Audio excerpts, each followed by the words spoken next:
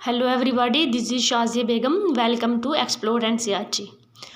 Now we will discuss the NCERT of class 6th. In this lecture, what we will study, हम क्या क्या पढ़ेंगे। सबसे पहले हम डिस्कस करेंगे कौन कौन से चैप्टर हैं इस बुक में जो हम डिस्कस करेंगे। सबसे पहला हमारा चैप्टर है वाई स्टडी हिस्ट्री। हम हिस्ट्री को क्यों स्टडी करते हैं। जैसे कि आप सब ने देखा होगा कि हम किसी भी कम्पिटिटिव एग्ज़ाम के लिए प्रिपरेशन करते हैं, सिविल सर्विस के लिए प्रिपरेशन करते हैं, उसमें सबसे पहले हम 6th से लेके 12th तक बेसिक बुक्स पढ़ते हैं जिनमें हमारी हिस्ट्री भी इंक्लूड है। तो हमें सबसे पहले पता होना चाहिए कि हम हिस्ट्री क्यों पढ़ते हैं, क्या पता चलता है हमें हिस्ट्री से। देखो, मैं आपको अच्छे से एक्सप्लेन करूँगी ये टॉपिक भी कि हम हिस्ट्री को क्यों स्टडी करते हैं। हो गया। उसके बाद हम डिस्कस करेंगे what, were, how and when. क्या, कहाँ से, कैसे और कब हम आए, कैसे एवोल्यूशन हुई लाइफ की, ये पढ़ेंगे। उसके बाद हम पढ़ेंगे नेक्स्ट चैप्टर है हमारा द अर्लीस्ट पीपल। पहले के जो लोग थे वो कैसे रहते थे, क्या खाते थे, क्या पीते थे, कैसा उनका लिविंग स्टाइल था, क्या करते थे वो, क्या एग्रीकल्चर प्रैक्टिस होती थी, नहीं होती थी, कैसे लाइफ की एवोल्यूशन हुई। पहले अर्लीस्ट पीपल थे, फिर ही हम आए। पहले वो थे, आगे जनरेशन चेंज होती गई, फिर भी हम आए। ठीक है। उसके बाद हमारा नेक्स्ट चैप्टर है from gathering to growing food. जैसा कि हम सब जानते हैं, पहले का जो इंसान था वो कदीम इंसान था। ठीक है। वो लोग क्या करते थे, वो फॉरेस्ट वगैरह में जाते थे, फॉरेस्ट वगैरह में जाकर चीज़ें इकट्ठे करते थे, वो कच्चा गोश्त खाते थे, वो हंटिंग करते थे। हंटिंग कैसे करते थे, वो स्टोन के बड़े बड़े टूल्स होते थे, उन टूल्स से वो पत्थर उनके ऊपर फेंकते थे। जब पत्थर उनके ऊपर फेंकते थे, क्योंकि उस टाइम में ये जो आजकल इंस्ट्रूमेंट्स वगैरह हैं, आजकल जो चाकू है, एक्सिस वगैरह है, ऐसा कुछ उस टाइम कुछ भी नहीं था। तो उस टाइम वो क्या करते थे, वो हंटिंग कैसे करते थे, हंटिंग करते थे, पत्थर वगैरह फेंकते थे। हंटिंग करते करते आस्ता उनको कैसे पता चला कि हम फूड भी ग्रो कर सकते हैं। जब न्यू टूल्स की एमरजेंस हुई, उनको पता चला कि हम न्यू टूल्स भी बना सकते हैं। उन टूल्स से आगे फर्दर उनको नॉलेज हुई कि हम फूड भी बना सकते हैं, जो हम कच्चा मटेरियल वगैरह खाते हैं। फिर उन्होंने क्या किया, पॉटरी की एवोल्यूशन हुई, जिसमें वो अपना फूड ग्रेन्स वगैरह स्टोर कर सकते हैं। स्टोर करने के लिए वो आगे पूरा सिस्टम बना। तो हम इसमें ये डिस्कस करेंगे कि गैदरिंग से उनमें कैसे चेंज हुआ, गैदरिंग से कैसे वो फूड ग्रो करने लगे। ठीक है। उसके बाद we will discuss in the earliest cities. जैसा कि आप सब लोगों को पता है कि अर्लीस्ट सिटीज़ कौन कौन सी थी जिसमें हम स्टार्टिंग हुई, लाइफ स्टार्ट हुई। जैसे हमने सुना है मोहनजोदारो के बारे में, हड़प्पा के बारे में, जो आज के प्रेजेंट डे पाकिस्तान में है। हड़प्पा में कैसा सिस्टम था, जैसे वहाँ पे सिटेडल थी, कुछ सिटीज़ में सिटेडल मिले हैं, कुछ में जैसे लोथल है वहाँ पे पोर्ट टाउन मिले हैं। जैसे हड़प्पा है तो वहाँ पे कैसा अरेंजमेंट था, स्टेट्स का कैसा अरेंजमेंट था, अंडरग्राउंड सिस्टम था, ड्रेनेज सिस्टम था, जो ब्रिक्स यूज होती थी, वो कच्ची ईंटें यूज़ होती थी, कैसा सिस्टम था उनका, इसमें हम ये कुछ पढ़ेंगे। उसके बाद then we will discuss what books and burials tell us. जैसा कि हम सब जानते हैं, जैसे पहले के जो राजा महाराजा वगैरह होते थे, जब उनकी डेथ हो जाती थी तो लोग क्या करते थे, उनके साथ उनका मटेरियल्स भी, जो चीज़ उनकी डेली लाइफ में वो पहनना करते थे, जो काम की चीज़ें होती थी, वो उनके साथ उनको भी बरी कर देते थे, उनको भी दफना देते थे। वो सोचते थे कि ये अगली लाइफ में ये सब उनको काम आएगा। जैसे इजिप्ट का पिरामिड है, उसमें क्या उन्होंने बताया, उसमें वो किंग्स को बरी कर देते थे, उनको दफना देते थे। सारी चीज़ें, खाना वगैरह, उनकी ज्वेलरी वगैरह, उन सब को वो उसके साथ ही दफना देते थे। उनको लगता था कि अगली लाइफ में ये लोग, इनको चाहिए होगा, आगे भी इनको इन चीज़ों की ज़रूरत होगी। इसमें हम ये डिस्कस करेंगे। उसके बाद we will discuss kings, kingdoms and new ideas. कैसे किंग्स बने, आगे किंगडम का एमर्जेंस हुआ, उसके बाद न्यू आइडियाज़ आते गए। उसमें ये करेंगे किंग कैसे होते थे, आगे उसके इंपीरियर होते थे, किंग में आगे उनकी एडमिनिस्ट्रेशन कैसी होती थी, करेंसी कैसी होती थी, कौन कौन से सिस्टम वहाँ पे प्रिवेलेंट होता था, सोसाइटी का सिस्टम कैसा था, कास्ट सिस्टम कैसा था, उसमें हम ये चीज़ करेंगे। जैसे हम देखते हैं कि कास्ट सिस्टम है, जैसे वर्ना सिस्टम एमर्ज हुआ, वो कहाँ पे एमर्ज हुआ, कैसे एमर्ज हुआ, वर्ना सिस्टम में कैसे कौन कौन डोमिनेंट था।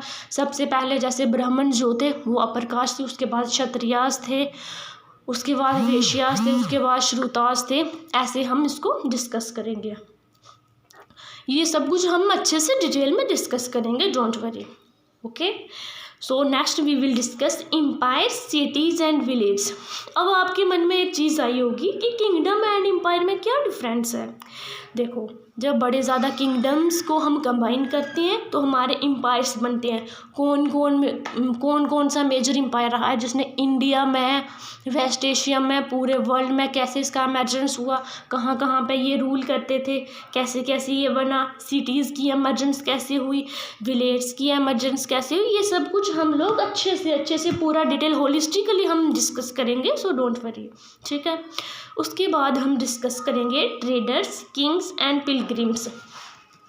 इसमें हम डिस्कस करेंगे कि ट्रेडर्स की इमरजेंस कैसे हुई। जैसा कि हमने देखा, लोगों को कुछ पता नहीं था, वो कच्चा गोश्त खाते थे, कच्चा सामान खाते थे। उनको कैसे पता चला कि ट्रेडर्स ट्रेड कर सकते हैं हम एक दूसरे से। जैसे कि हमें पता है जो प्रेजेंट डे करेंसी है ये कैसे हुई। सबसे पहले हम इधर बार्टर सिस्टम होता था। बार्टर सिस्टम क्या होता था, देखो, अगर मेरे पास टमाटर है, आपके पास लेट्स सपोज दूसरा बंदा है, कोई भी लड़की है, शाइन है, उसके पास आलू है, ठीक है, मुझे आलू चाहिए उससे और उनको मेरे से टमाटो चाहिए। तो हम क्या करेंगे, मैं उनको थोड़े से टमाटर दे दूंगी, वो मुझे पोटैटो दे देगी। मतलब कोई भी हम चीज़ खरीदनी होती थी तो हम सामान कमोडिटीज़ को एक्सचेंज कर देती थी, क्योंकि उस टाइम ना कोई करेंसी थी, ना टोकन करेंसी वगैरह कुछ भी नहीं था, पैसे का पता नहीं था, ना कोई एवोल्यूशन हुई थी।